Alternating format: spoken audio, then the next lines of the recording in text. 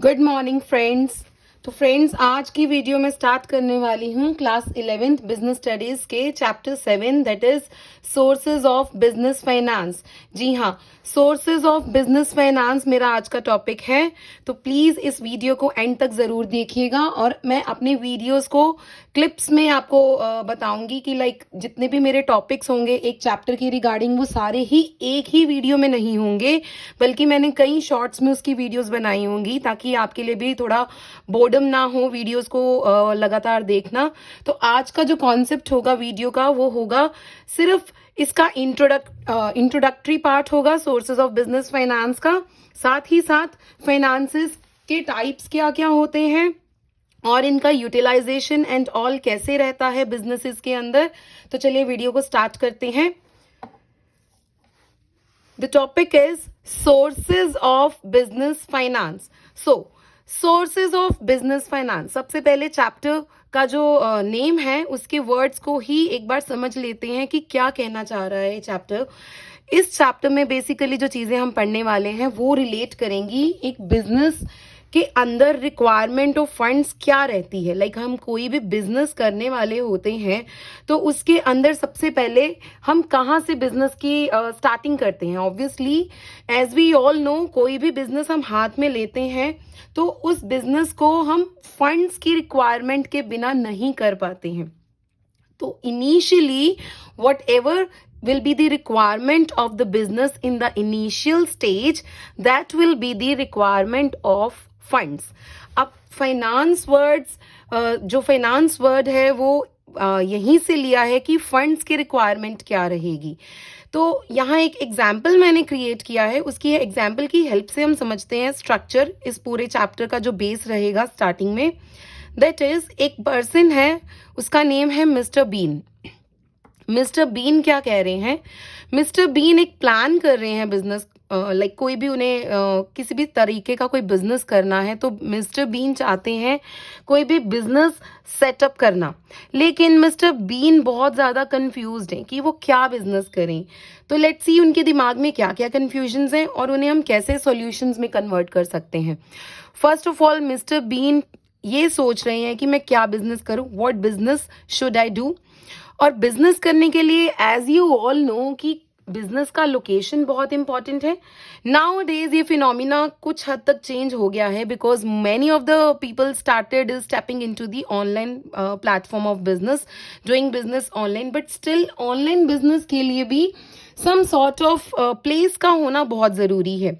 तो अगर हम ऑनलाइन या ऑफलाइन किसी भी तरीके का बिजनेस करते हैं तो फ्रेंड्स उसमें लोकेशन बहुत ज़रूरी है बिजनेस की सेट करना।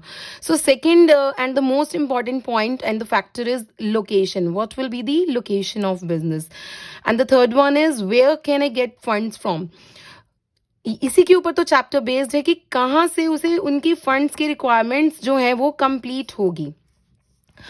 एंड नेक्स्ट इज, क्या मैं अगर अपने फंड्स अरेंज कर लूँ, बिजनेस स्टार्ट कर लूँ, लोकेशन सेटअप कर लूँ, क्या ये पूरा प्रोसेस रिस्की रहेगा या नहीं रहेगा? ठीक है, ये भी कंसीडर कर लेते हैं। देन वो सोच रहे हैं कि मुझे रॉ मटेरियल की अवेलेबिलिटी कहाँ से होगी। लाइक मैं कहाँ कहाँ से रॉ मटेरियल अवेलेबल करवाऊंगा, या अगर मैं रेडीमेड गुड्स भी ले रहा हूँ फर्दर सेलिंग के लिए तो कहाँ कहाँ से वो गुड्स मुझे अवेलेबल होंगे। फाइनली वो सोचते हैं कि बिजनेस तो मैं कर रहा हूँ या कर लूँगा, तो मेरे पॉसिबल रिटर्न्स क्या रहेंगे। लाइक वो बात कर रहे हैं प्रॉफिट्स की। इस पॉइंट में कंप्लीटली मिस्टर बीन बात कर रहे हैं कि कोई भी बिजनेस अगर मैं करता हूं तो क्या वो प्रॉफिटेबल रहेगा या नहीं। तो ये तो हम सबको पहले से ही पता है कि हम बिजनेस करते ही इसी पॉइंट ऑफ व्यू से हैं ताकि हम अपने बिजनेस से काफ़ी हायर अमाउंट ऑफ या जितने भी लेवल का हम बिजनेस कर रहे हैं वहाँ से हमें अच्छा प्रॉफिट्स जो है वो जनरेट हो सके। तो फ्रेंड्स, ये थे मिस्टर बीन के माइंड के कुछ कंफ्यूजन्स या प्रॉब्लम्स जिन्हें हमें बहुत ही कंफर्टेबली स्टडी करके इन्हें सॉल्यूशन में कन्वर्ट करना है। सो नेक्स्ट हम पढ़ लेते हैं क्या है। नेक्स्ट में लिखा है मिस्टर बीन कंफ्यूज है इस पॉइंट पे आके कि क्या मेरे पास जितने भी फंड्स हैं, मेरे खुद के जितने भी फंड्स हैं, मुझे वो सारे ही इन्वेस्ट करने होंगे अगर मैं बिजनेस स्टार्ट करता हूँ। इस कंफ्यूजन के साथ मिस्टर बीन के हाथ कुछ नहीं लगता है और वो फिर से एक और ज़्यादा प्रॉब्लमेटिक सिचुएशन में चले जाते हैं। फिर सोचते हैं कि how will I manage my survival and livelihood behind. अगर मैं अपनी सारी पूंजी एक बिजनेस में लगा दूं तो मेरा घर का खर्चा कैसे चलेगा। बिल्कुल ठीक पॉइंट है, ये भी जेन्युइन है उनका सोचना। आगे मिस्टर बीन थोड़ा और ज़्यादा इस प्रोसेस को डिफिकल्ट फेस करते हुए सोचते हैं कि let's quit this idea, I will not start my own type of business, so let's quit this idea of doing a business. So friends, इतनी सारी प्रॉब्लम्स को सुनने के बाद finally we have to give the solution over the problems being discussed by the Mr. Bean. Yes.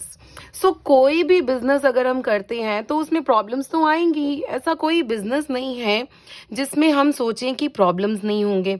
ना ही कोई business ऐसा है जिसमें हम सोचें कि एक इंसान रातों रात मिलियनियर्स या बिलियनियर्स बन रहा है।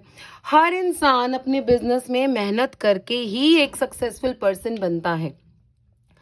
तो मिस्टर बीन के जितने भी इश्यूज थे regarding business, all those issues will be sorted out with the help of the availability of funds and with the help of the variety of sources of business finance. तो ये chapter उन्हीं sources के ऊपर based है कि mister been की problems का solution कैसे निकाला जाए। तो बात कर लेते हैं आगे फंड्स रिक्वायरमेंट्स की। सबसे पहले यहाँ पे एक स्लोगन की तरह एक लाइन लिखी हुई है, like knock the market and grab the various sources of finance. Friends, आज की डेट में हर प्रॉब्लम का सोल्यूशन मिलना पॉसिबल है। ऐसा कुछ नहीं है कि आपकी जो प्रॉब्लम्स हैं वो प्रॉब्लम ही बन के रहेंगी, उनका सोल्यूशन नहीं मिल पाएगा। उनका सोल्यूशन डेफिनेटली मिलेगा अगर हम उस पर थोड़ा हार्डवर्क लगा दें तो। अब फंड्स की रिक्वायरमेंट की प्रॉब्लम है तो इस केस में मिस्टर बीन को क्या करना चाहिए। देखिए, दो तरह के फंड्स होते हैं। एक होते हैं ओन फंड्स, दूसरे होते हैं हमारे बोरोड फंड्स। तो मिस्टर बीन को दोनों ही सोर्सेज में अपना ध्यान रखना चाहिए कि अपने फंड्स, ओन फंड्स मीन्स अपना पैसा, बोरोड फंड्स मीन्स कि लोगों का पैसा, लोगों से कर्जा लिया हुआ। ठीक है, तो कोई भी बिजनेस एक जो बिजनेसमैन स्टार्टिंग में इन्वेस्ट करता है अपने बिजनेस में, नो डाउट मैं ये नहीं कहूँगी कि वो पूरा पैसा अपना नहीं लगा सकता या उसे पूरा का पूरा बोरो करना चाहिए। बट अकाउंटिंग स्टैंडर्ड्स के हिसाब से अगर हम जज करें इस सिचुएशन को, या फिर अगर हम कहें कि इंडिया में बिजनेस करने का सही तरीका क्या है, तो उसमें हमें इन दोनों सोर्सेज को बहुत ही एफिशिएंटली यूटिलाइज करना चाहिए, that is own funds and borrowed funds. क्यों? क्योंकि इसमें रिस्क जो है वो बहुत हद तक डिवाइड हो जाता है। फॉर एग्जाम्पल, अगर एक बिजनेसमैन सारा का सारा अपना पैसा लगा देता है तो उस केस में रिटर्न तो डेफिनेटली उसकी सारी खुद की ही रहेगी, बट ये प्रोसेस काफ़ी रिस्की हो जाएगा क्योंकि इन केस अगर उसका पैसा डूबता है या बिजनेस काफ़ी नुकसान में चला जाता है तो यहाँ सारे लॉसेस भी एक बिजनेसमैन को अकेले ही सफ़र करने पड़ेंगे। उसके लॉसेस यहाँ किसी और के साथ शेयर नहीं होंगे। तो इसीलिए ये बहुत ही इफ़ेक्टिव वे रहेगा उनके लिए कि वो अपने फंड्स को दोनों तरीकों में यूटिलाइज कर दें, own funds as well as borrowed funds. तो आगे क्या लिखा है वो भी पढ़ लेते हैं। Initial capital contributed bye entrepreneur may not be sufficient. That means अगर एक बिजनेसमैन को अपने खुद के लगाए हुए फंड सफिशिएंट नहीं लगते हैं, कम लगते हैं कि बिजनेस में मेरे खुद के पैसे में जितने भी डालूं कम ही है, तो मेरे पास सेकेंडरी ऑप्शन भी तो रहना चाहिए। तो उस सेकेंडरी ऑप्शन के लिए उन्हें क्या करना है, उन्हें अपने फंड्स बोरो करने हैं। उन्हें अपने फंड्स बोरो करने हैं कहाँ से? मार्केट से। मार्केट में कहाँ से उन्हें बोरो करने हैं? There are the variety of the banks in the market, there are the variety of money lenders in the market, financial institutions are there in the market from where the funds can be raised. तो ये तो हमने एक तरह से उन्हें एक solution provide कर दिया for the problem in order to generate funds in order to procure more funds from the market, कि कहाँ कहाँ से वो अपने फंड्स जो हैं रेज कर सकते हैं। इस पूरे प्रोसेस को अभी हम बहुत ही डेप्थ में एनालिसिस लेके एक्सप्लेन करेंगे। ओन फंड्स के क्या क्या टाइप्स होते हैं, बोरोड फंड्स के क्या क्या टाइप्स होते हैं, उनके features, pros and cons, everything will be discussed in the entire chapter. Finally इस इंट्रोडक्टरी पार्ट में एक टॉपिक है that is to assess the financial needs. यहाँ से हमें पता लगता है कि एक बिजनेसमैन को कैसे पता लगेगा कि उसकी फाइनेंशियल रिक्वायरमेंट्स और नीड्स क्या है। लाइक अगर वो बिजनेस करना चाहता है तो उसकी फंड्स की रिक्वायरमेंट्स कितनी रहनी चाहिए एक बिजनेस में। फ्रेंड्स, ये तो बहुत सिंपल सी बात है कि अगर आप एक लार्ज स्केल बेस पे बिजनेस रन कर रहे हैं तो आपकी रिक्वायरमेंट्स भी लार्ज ही रहेंगी। स्मॉल स्केल बेस पे बिजनेस रन कर रहे हैं तो आपकी रिक्वायरमेंट्स स्मॉल ही रहेंगी। So how much funds a businessman require to meet his financial needs. तो हर एक बिजनेसमैन अपने माइंड में ये चीज़ रखता है, बहुत क्लियरली ये चीज़ रखता है कि बिजनेस करने के लिए मुझे कितने फंड्स की रिक्वायरमेंट रहने वाली है, ज़्यादा या कम।